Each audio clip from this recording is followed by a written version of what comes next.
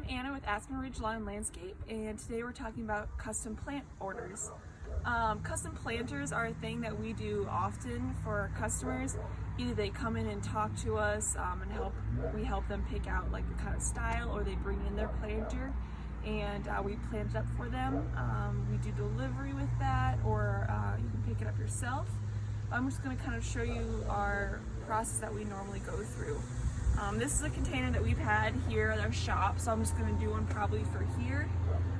Since it's a not super heavy container and I want to really make it steady, I actually have some rocks that I'm going to fill the bottom with.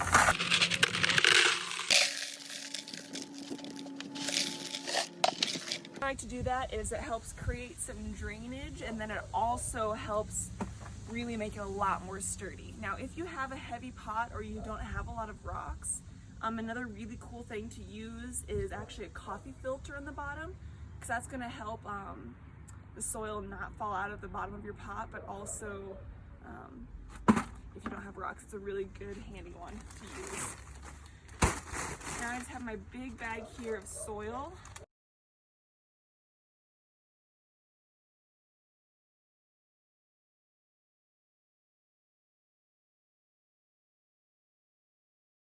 This soil, this is what we use in a lot of our plants here.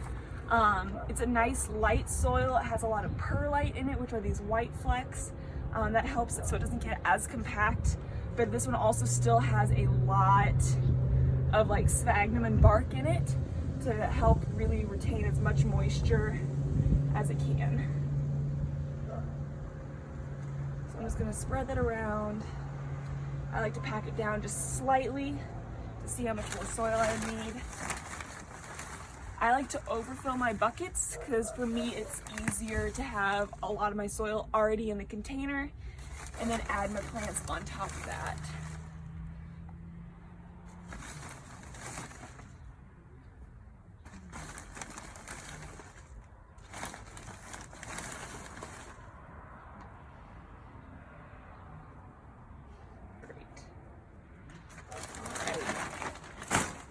Now I've chosen out some plants already.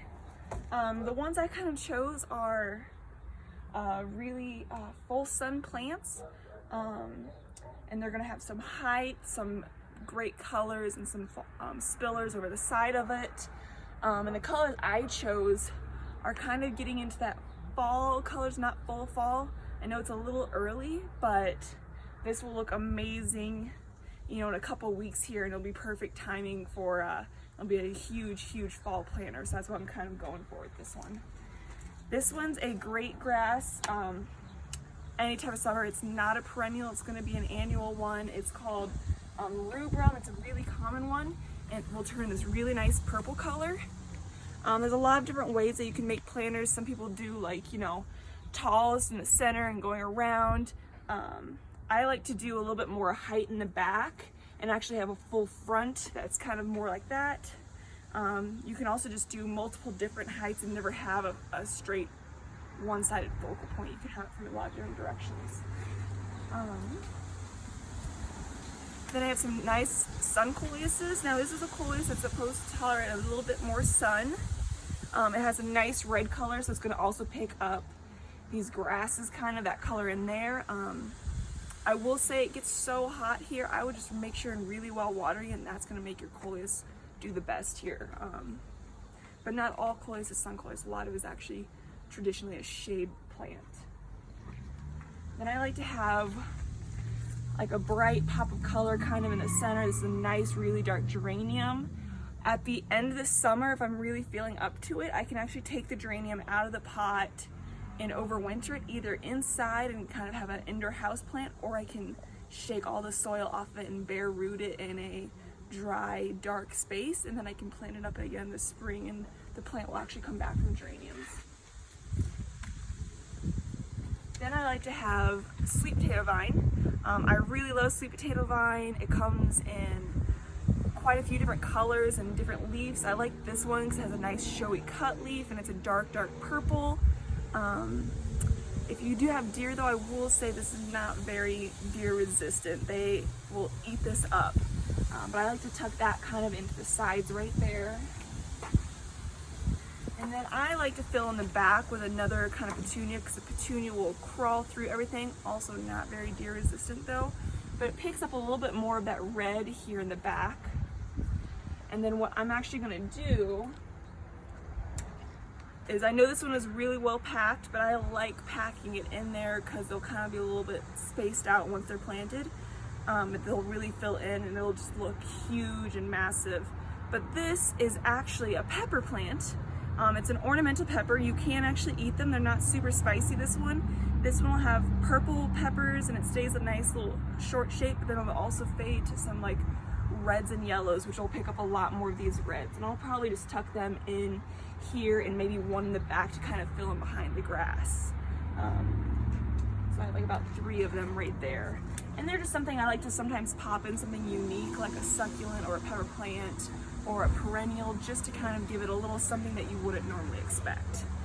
So I'm gonna go ahead and start planting this here.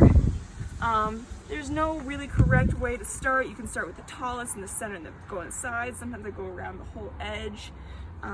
It's really whatever preference and works easiest for you. This guy's a little dry. I like to break up the roots though, just a little bit, you know, give them some good space to grow. And then if you look in here, take this guy out, just gonna dig a nice deep hole. You don't want to plant the, bury the plant any deeper than what is already in there, especially grasses that, you know, it tends to, if the soil is too high on it, it can tend to rot out the grass a bit. So I'll just dig that right in there and pop them there. And what you want your plants is the top of your like root ball or plant ball right there to be, you know, right where you want your soil level to end up, which should be about 1 inch to 1.5 inches below the ledge. This one's a little less than 1 inch right now because I know when I water it, it's really gonna pack down. So I like to keep my root ball, you know, right along that edge of the soil line currently. And then I tuck it nice and deep around the edge of the root as well. I'm actually gonna move that one back a little bit. Then I'm gonna take in my coleus there, dig a nice deep hole. We'll pop these out so you can see a little bit better.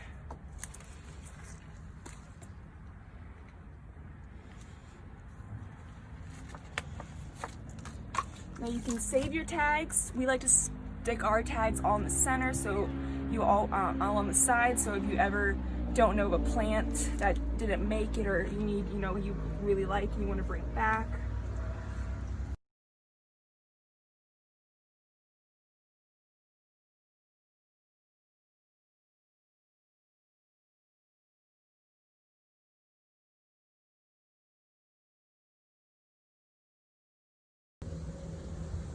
Now, if you put too much soil in there, you know, it's always easy to take it out and add more in. So sometimes I'll use one of these empty ones and take out any extra soil that I might have filled it too high up. But I keep it right on the side because most likely at the end, when I'm watering it, I'll sprinkle in the new soil to really help it if there's a low spot. And I just like to tuck it right along the base there so there's really no place that the soil will fall in.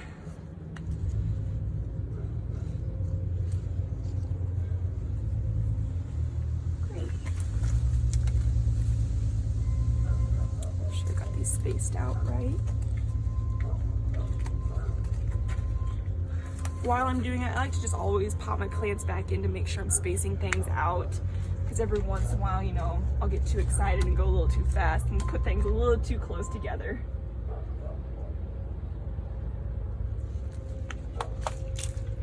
It has really nice roots.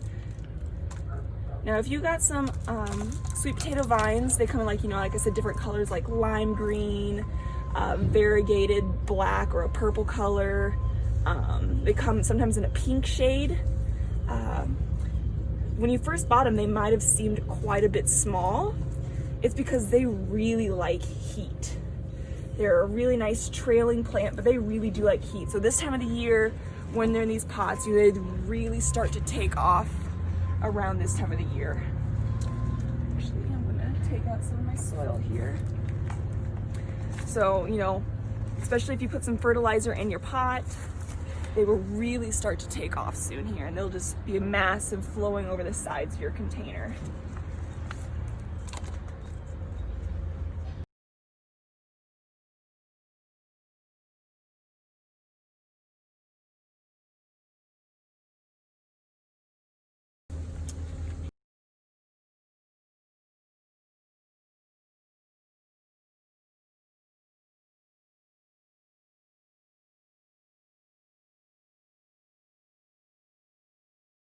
Petunias are really one that really like to be deadheaded to keep blooming.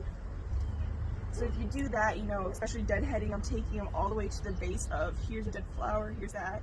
You really want to be pinching off that whole area so it doesn't make seeds. It's going to put more effort into more growth and more flowers. But you could totally also just like, you know, it was really pretty for the spring, all these plants, but I really want to do something a little bit more full summer. Take out some of the plants and just pop in a few new ones to really refresh that look of your planter.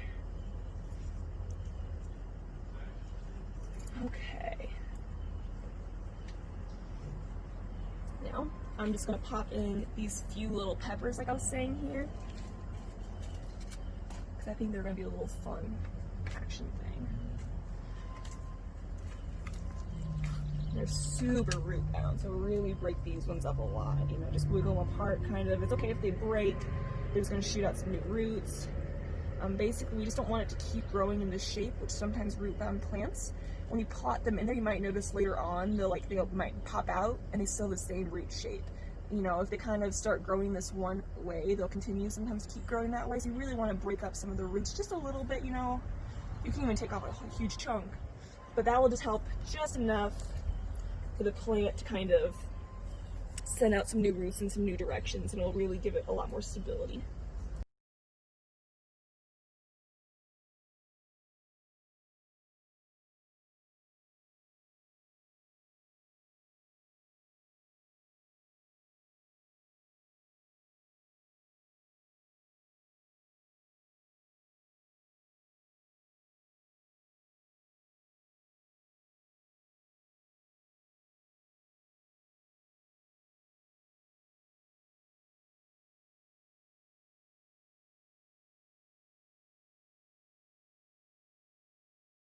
How it's gonna look, you know.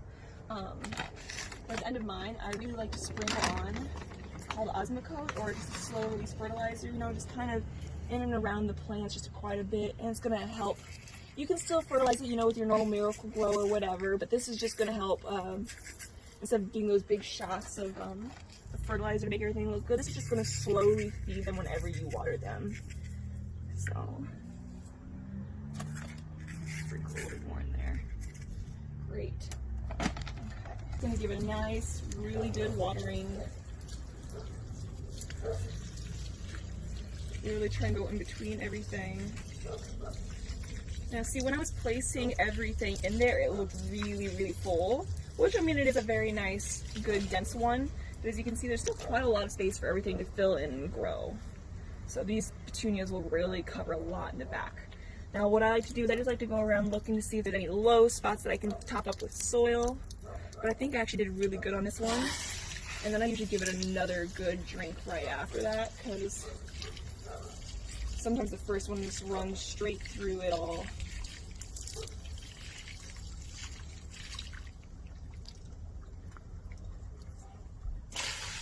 Great.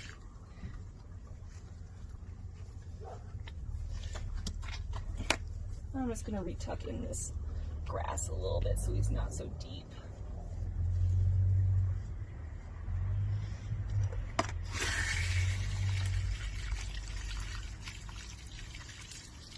Great, awesome. So like I said, we are still, this is the finished product. So like I said, we are still taking custom plant orders. You know, we'll do it for your fall.